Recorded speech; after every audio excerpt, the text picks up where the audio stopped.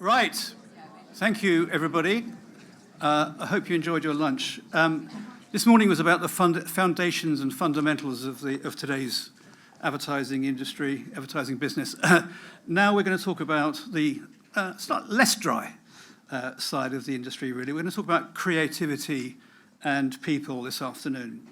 We're going to start talking about the case for quality media. We know that more and more media dollars are going into user-generated content platforms and away from platforms that have higher content costs. So that's going to be debated by our panel, first thing. Then we're going to talk about the future of comms planning in this age that we're in.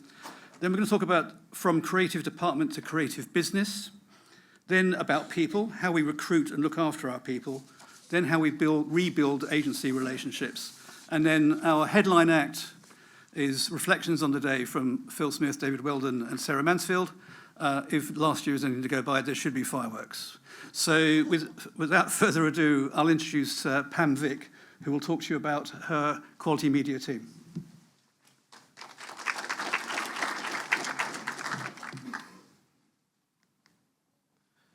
Thank you.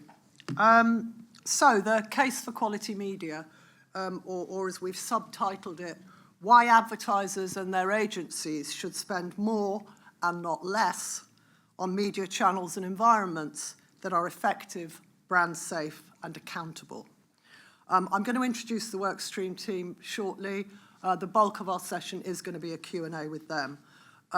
So to start with, we thought, well, what is the case for quality media? And I'm going to come on to talk about what we mean by quality media a bit later.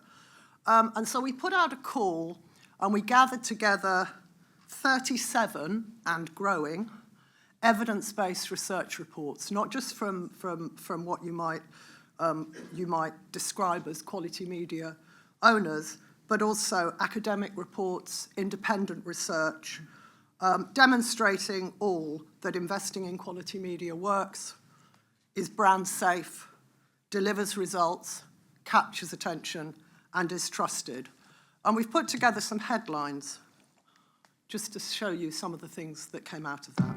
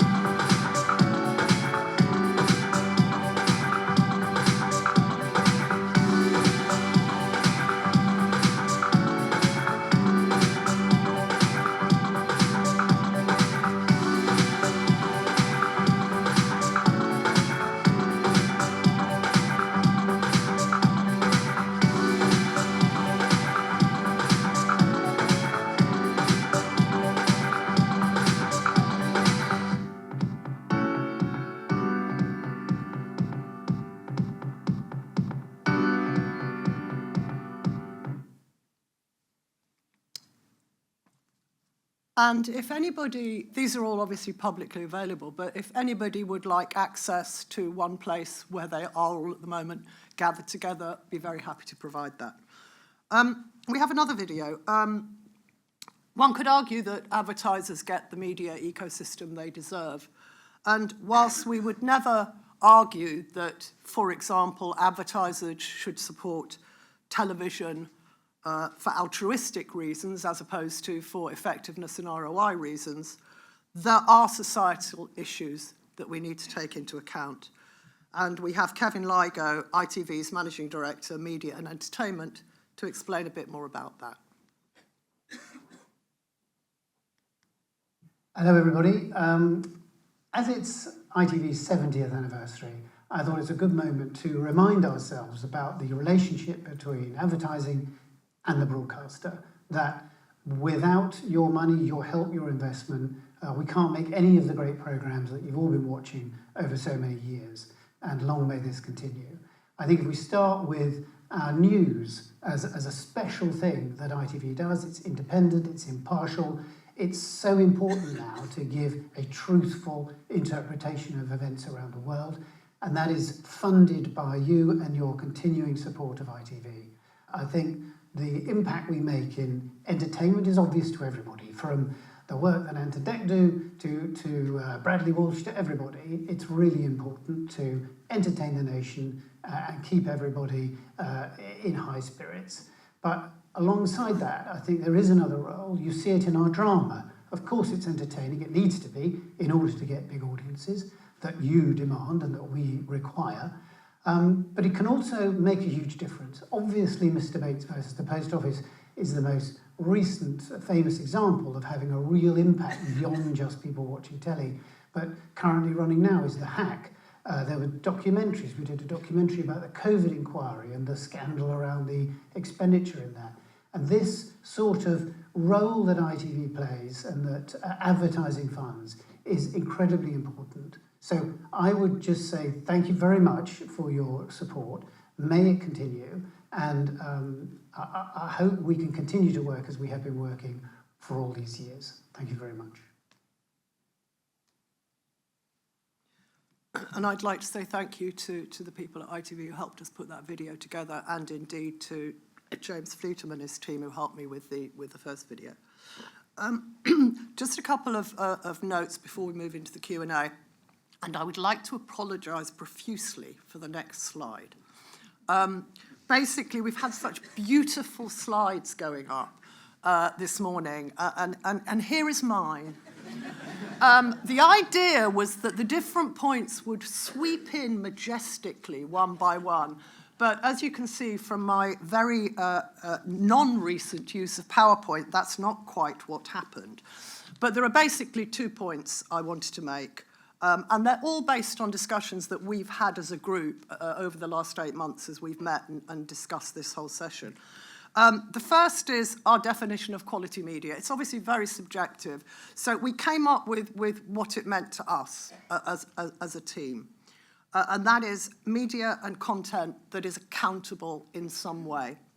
And that may be because it's edited, it's audited, it's fact-checked, it's regulated. So that's what we chose to define as what we were talking about. The second key point we wanted to make, and this has been made a couple of times this morning, is that we're not anti-platform. Mark Howe made some very good points about that it's a great medium for many small local advertisers, in particular SMEs.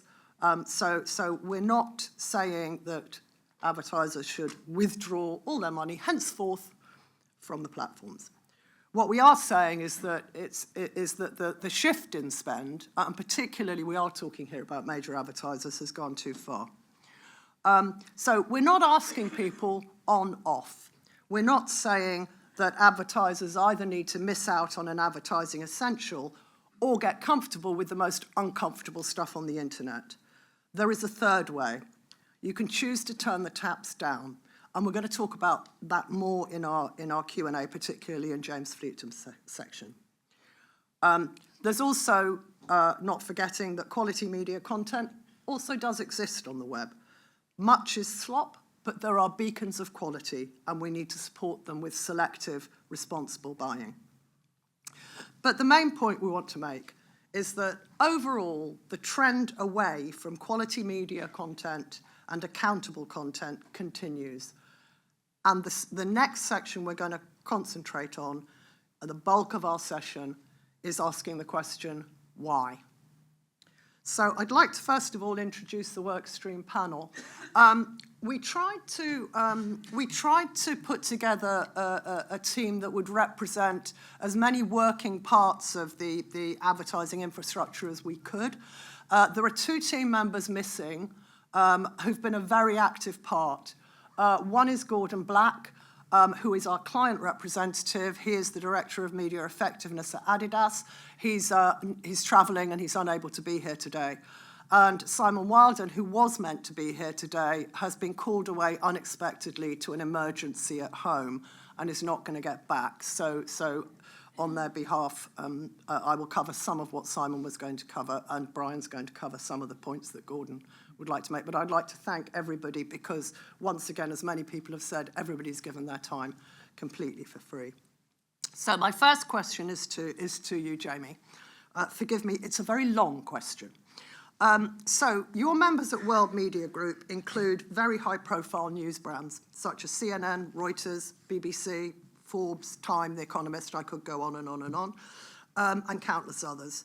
Our headlines intro and also the 37 reports we reviewed showed, among other evidence, that news brands are now twice as effective as they were in 2018, and that trust in a brand is increased by 1.5 times when a brand is advertised in a news brand. Yet technology is blocking advertising in news content, while advertisers are at the same time sending 2.6 billion to misinformation websites. What is going on? What is going on? Thanks, Pam. It's a great question. There's a lot of factors explaining all those different research studies. I don't think there's one answer, and I'm sure across the panel we're going to cover a few of them. I wanted to focus a little bit on one thing that is going on, which is the rise of the brand safety industry. And it sounds like a fantastic thing, brand safety. And if you look at the history of brand safety, it came about for a very good reason. It was really spearheaded by the WFA because major FTSE 100 advertisers were appearing next to content on social media platforms that was literally criminal, illegal, and violent. Okay, and there was a very big scandal a few years ago, and the WFA spearheaded a process, and an industry has grown up over that, and I think we need to celebrate that. That's a step forward. What's happened, as so often happens in our industry, is that technology has then just been applied blanket style across the whole industry, which leads to a situation where both ridiculous examples, for example, the Paris Olympics, Reach, the publisher, had 50% of their inventory blocked and marked as unsafe because it used the word Paris in it, because 7 or 8 years before the Paris Olympics, there was a terrorist event there. And more serious, more nuanced arguments around, well, okay, there are some advertisers who are currently blocking the term Trump because they don't want to appear next to any articles that might be slightly controversial. And he, obviously is one of the most written about men on the planet. What this means is that across World Media Group members and in fact across the UK publishing industry as a whole, between 30 and 40% of the inventory that news publishers are creating is getting blocked by advertisers. So they cannot monetize that content. The journalists who are going out doing the jobs are not getting paid for that article because it's not monetized. Obviously, that's bad news for publishers, and I could wax on lyrically about how it's also bad news for society. But more importantly for today, it's bad news for the advertisers. All of the research shows that advertising in news environments is really beneficial. The IPA have been studying this, I think, since 2016. There's some of those stats at the beginning. And there was recent studies by Stagwell for the Future of News and more recently by Bountiful Cow here in the UK, which found that those articles that are marked as not brand safe, basically hard news, are exactly where you want your brand to appear. That's where the audience is most engaged, leaning forward the most. It builds really positive brand attributes. It leads to a positive sales funnel. And what's even more frustrating, and I know, Brian, we're not complaining, it's not a complaint, but what makes it even more frustrating is when you speak to clients and agencies, many clients will say, absolutely, I want my brand to appear in CNN or the Wall Street Journal or The Guardian or Sky and many other publishers. Everybody thinks, yeah, it's a quality environment to appear in. And it's written on the media plan that those titles are included. But there are so many intermediaries in the process and such broad application of some of those technologies, very little revenue is actually making it through the publisher. So I think if we could do one thing, it would be Let's have a conversation about that. Clients and agencies, let's discuss it. And perhaps there are certain publishers, certain news organizations, which we don't want to apply the same brand safety technology to as others. I think that would be one element of the Thanks, Jamie. My next question is to Sarah. Sarah, as our broadcast representative, and particularly looking at it through your media planning lens, why do you think advertisers are disinvesting in what we've described as quality media and content in favour of lower cost, lower funnel, and lower quality options? So I think it's worth saying to start with, it's not everybody. You know, I work at a broadcaster and we have some amazing brands that invest with us in premium content, you know, day in, day out, year in, year out. So there's a lot of brands that do care about quality content and actively select content that they want to be around. And isn't it brilliant that we've got so much amazing TV content, some of which we've seen today, and brilliant advertising that goes with it. So some brands do. There's some brands who will never care about the environment that they're in, that are 100% performance focused. But I think what we're talking about is this kind of window in the middle where there's loads and loads of brands that are disinvesting in quality media kind of by accident rather than by design. It's a slippery slope, you know, and it's to Jamie's point really that there's so many things in this ecosystem that are driving this change of disinvestment. So, you know, why is that happening? I think there's a few things to consider, and one is fragmentation's a huge challenge in the industry. So it's a challenge for media planning. You know, media planners, I've been one for 25 years or so, and even within the Sky ecosystem, there's a lot of stuff to plan, let alone every other ecosystem out there from a media owner perspective. And so over time, I think that means that plans have become more platform-led rather than more context-led, because the number of decisions that you would then have to make by media owner for context start to become out of control. That said, what we do know is that context really, really matters. A lot of the stats that we shared on the screen earlier shows that quality media has a positive impact. ThinkBox did a study called Context Effects, which showed that advertising in quality media, so by quality media in this context, it was professionally produced content, delivered 60% more advertising recall than advertising that appeared in non-professionally produced content. So there's some brilliant stats to prove it. So then if the stats to prove it, and we think, you know, that there's opportunity to be had for advertisers to drive better effectiveness, then what we need, I think, is a more active choice. So rather than this, you know, this kind of gap in the middle of, you know, the slippery slope, the possible ignorance, not knowing where your money's going, or apathy because there's just too much stuff to worry about. You know, what if people can start to make a more active choice in, you know, choosing to invest in quality media? I listened to this really good podcast the other week, and Tim Berners-Lee was being interviewed, and they were kind of maligning about, you know, what's happened to the internet. And you know what he said was, which I'm going to magpie. I'd love to pretend I came up with this, but I didn't, because he's like a genius and I'm not. He said that we need to move from the attention economy to the intention economy. So, you know, and that's the active choice that I'm talking about. It's kind of going, let's just stop chasing eyeballs and let's actively choose content that people are actively choosing to engage with. And if you choose content, you know, these days, TV in particular, you know, publishing news, people are choosing that content to watch. So why don't we choose to advertise in the places that people want to engage with? Thanks, Sarah. James, so we talked about not being anti-platform, but that the balance, if you like, has tipped too far. And in some of our conversations, you talked about something called MVP. Just would you explain a bit more about that idea? I mean, some people may have heard the term with different references. So yeah, sure. So I'll explain what it stands for, which is going to sound quite anti-platform, so I think we should change the name. So it's a play on minimum viable product.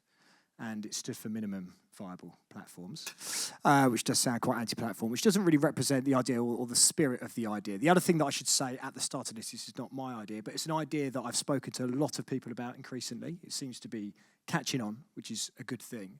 And it sort of really starts with digging into the discomfort that a lot of people have about the volume of money they're spending with social platforms. Lots of reasons for that discomfort, and I think you could probably bucket them into like 2 categories, head and heart. So there's some very like rational head reasons, like do I want to cede any more control to the platforms? And if we're all using the same algorithm, what sort of competitive advantage am I really gaining? And there's lots of heart reasons, which we probably don't need to dig into in a sort of home crowd room like this, but stuff like more masculine energy and we're going to catch less bad stuff isn't cool. And when you take a step back from this, these guys are still growing. So when I was digging into this a little bit, I had to double check, but in April to June this year, Meta made $50 billion. I'm rounding up, actually. It was about 47 point something. It was a lot of money. Oh, just 47? Just 47, imagine that. Imagine all the good things you could do with that. So 22% up year on year. And the reason they're still growing is the platforms are brilliant at the advertising game, and the name of the game is sales, and they're possibly the best sales tool ever invented. And I'd go as far as to say that Instagram might be the apex predator of advertising. And they're really good at things like integrating data and low-cost reach and attributing sales. But I think what this all adds up to is it puts advertisers in a really rubbish position where the debate becomes extremely binary, and you touched on this in your intro, where it's sort of give up something that's extremely effective or get comfortable with the least uncomfortable stuff on the internet. And that's not a great place to change things from. And the point that I've been talking to people about, and more people are talking about, is there's a third way. Tony Blair, there's a third way. And instead of the taps being on or off, we can just turn the taps down. And, that is happening more, I think, and that's a really great thing. And the question I'd really like to ask people to think about is, what do you really think would happen if you just spent 30% less on social? And, there you go. It's the answer. Gemini's going to give us an answer. Gemini, what would happen? I'd like to know what they'd say. The evidence suggests, as we've seen like loads of today, probably not that much, right? I don't think you'd lose loads on reach. I don't think you'd lose lots on impact. I think you'd lose a bit on frequency because the nature of socials, you have to buy quite a high frequency. I think worst case scenario, you're going to lose some short-term attributable sales, but that is different to actual sales. And as the evidence suggests, there's a lot of good things you could do by reinvesting that into quality spaces. And I think there's an interesting competitive advantage point here. This is an industry when the world zigzag. I think it's a really interesting opportunity for advertisers to lean into that, and some of them are doing it already. And the last thing I'd like to say is that I think, wouldn't it be nice if you could come to work, do some brilliant advertising, and feel good about the media you're investing in as well? So that's what Taps Down is all about. Thank you. Abby, you've brought a really interesting, different perspective to our discussions, so it's been great having you in the team. And at North Star Media Sustainability, you focus very much on sustainable growth, which means, among other things, cutting waste and reducing negative business impacts. So I'm going to ask you kind of three questions all relating to that, and I'll ask you them all at once. So one, how does that relate to what we're talking about today in terms of investing in quality media? Second part of the question, why is it so difficult to shift the balance? And thirdly, what are some potential solutions? Thanks. So first of all, I think clearly sustainability has got a massive branding problem at the moment. But the reason I got into it, the reason I pivoted from media is the same reason I think most of us are here today, and it's because we all give a shit about people's well-being and the future of the industry and the long-term health and well-being of everything, really. And I, first of all, noticed a lot of the waste in the media industry, and it's been talked about a lot today. The advertising industry is responsible for 2 to 3% of global emissions now, depending how much of AI you account for. And somewhere between 15 and 30% of that is wasted.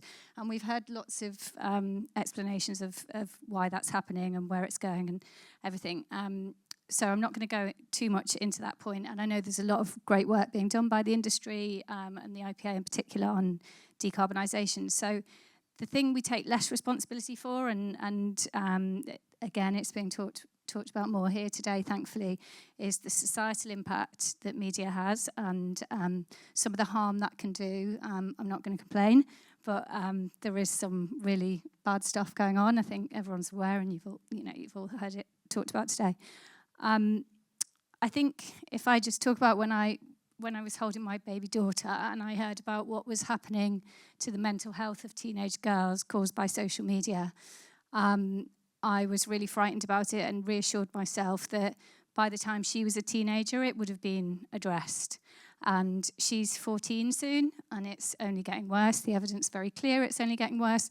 So, we do need to think differently. We need to do something different. We all need to not wait for someone else to ride in and save us all. We actually have to all play our part in addressing where it's going wrong. And I think, clearly I've got a son as well, and worrying about who's impacting, influencing him and why is a big issue as well. So the reason it's hard to do that, again, I think all of these reasons, it's been discussed today, and I've got a nice quote on the magpie point.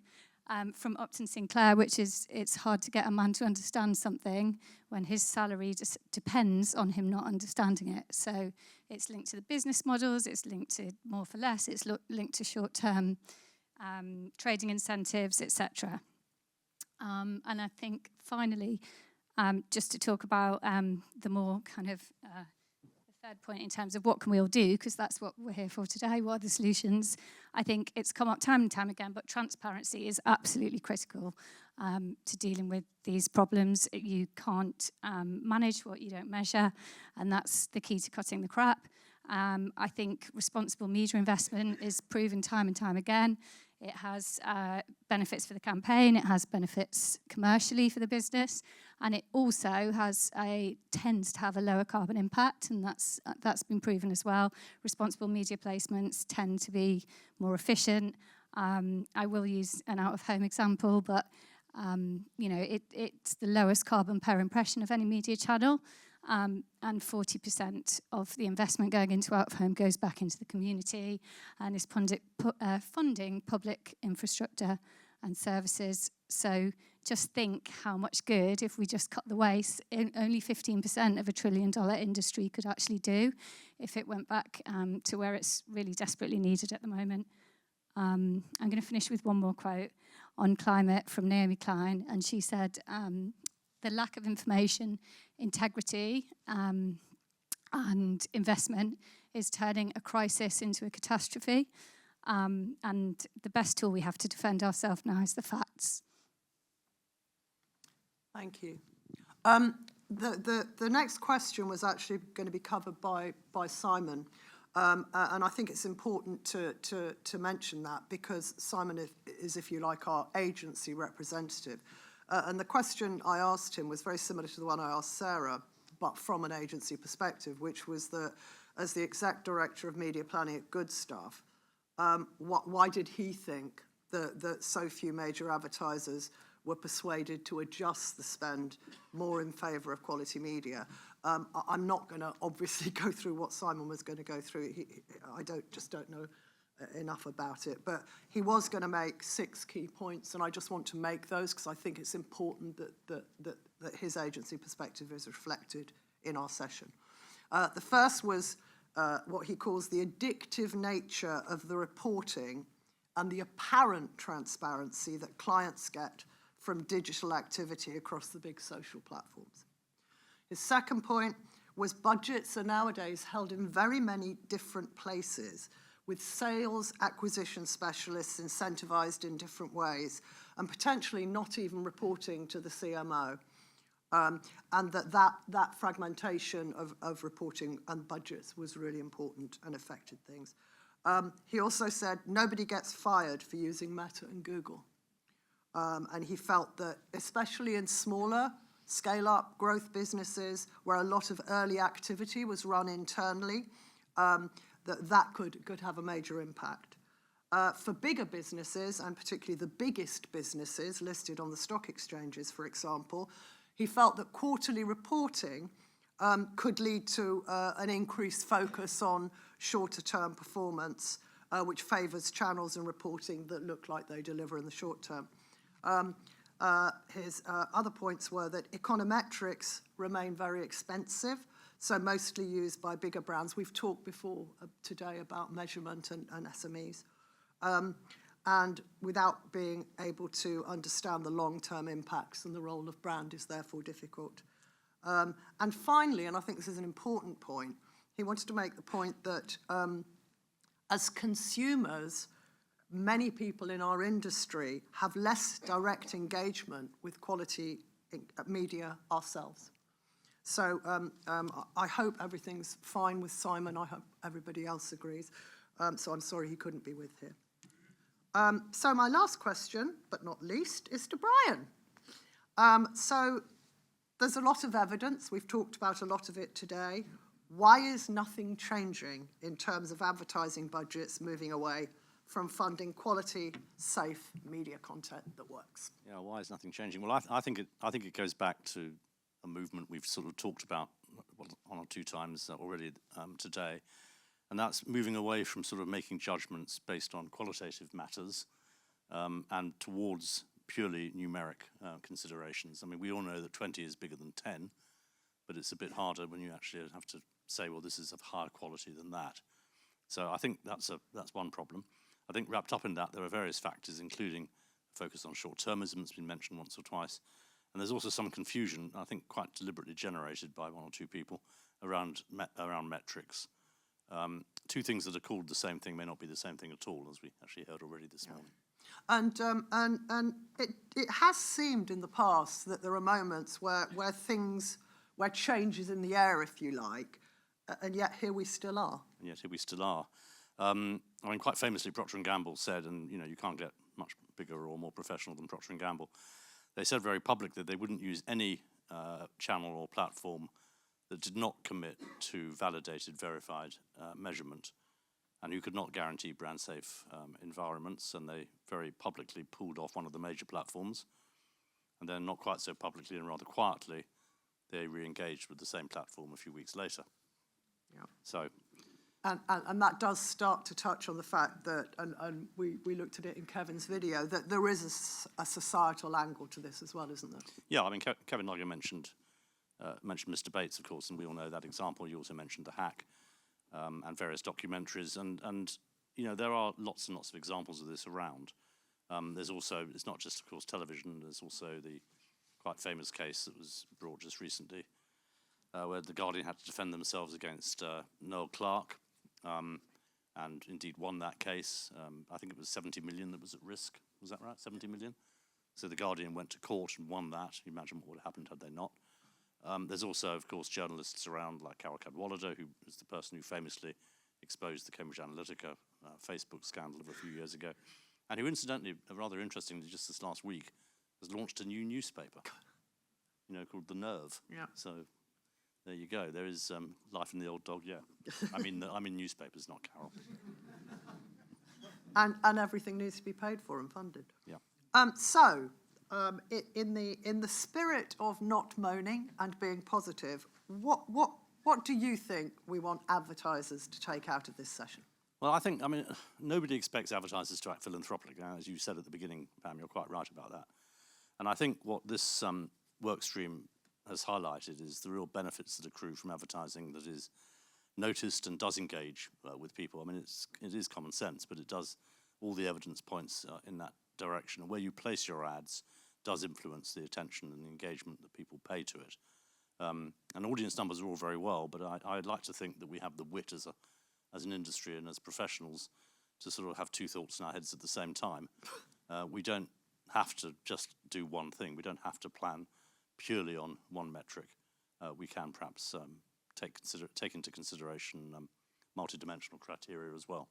And if we move that on a bit more, you've always said, you and Nick, that we want to come up with suggested solutions today, not just complain about the status quo. So from what they've heard in this session, what do you want advertisers practically to do?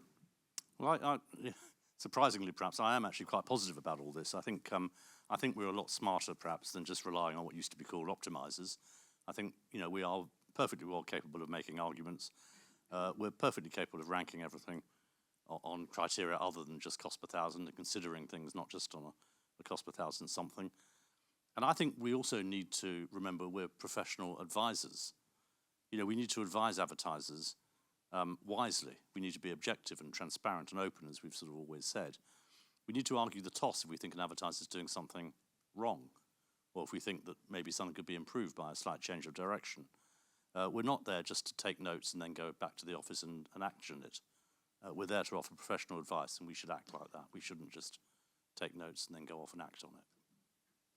And we've come up with some questions, haven't we?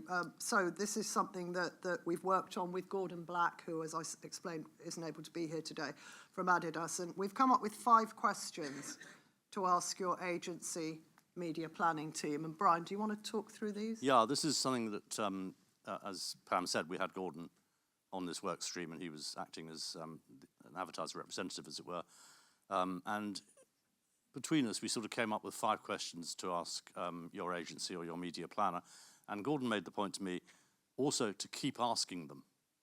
He said that he personally had been guilty of sort of asking the question in a meeting. He got told an answer or a set of answers by an agency, and then he sort of thought, oh, that's fixed, that's done, and nothing much changed. He said, you just got to keep asking them. So these are the 5 questions that Gordon wanted to ask his agency, who luckily for us are in the room, so that's fortunate. The first is, does context matter? I'm summarizing the things you can see on the screen rather than just read them out. The second thing is that if context does matter, how do you ensure that as far as is possible, every placement you make works towards that particular ambition? So what are you actually doing about it? The third thing is every advertiser obviously audits performance in one shape or form somehow or other. How can we audit in such a way that we take account not only of cost but also of quality? The fourth point was obviously we spend money to get results. So how can we work together to ensure that our focus not only is in meeting media metric targets, but is also all about delivering business results? How can we just do that as a matter of course? And the final thing was, what are you doing actively to ensure that my ads are seen by people and not by bots? And Gordon made the point that he did not mean by that just saying, oh, well, we're passing that problem off to somebody else who's more qualified than us and who then, in my parentheses, who then don't do anything about it anyway. So those are the 5 questions that Gordon would like to put out there as questions to ask your media agency. And we kind of, in the end, decided to call it Q&A, quality and accountability. So asking your agency about that. So thank you. Sorry, we're a little bit over time. But thank you.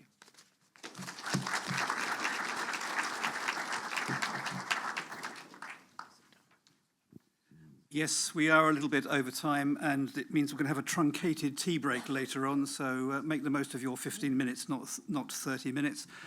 So without further ado, we're now going to press ahead. We're going to talk about comms planning.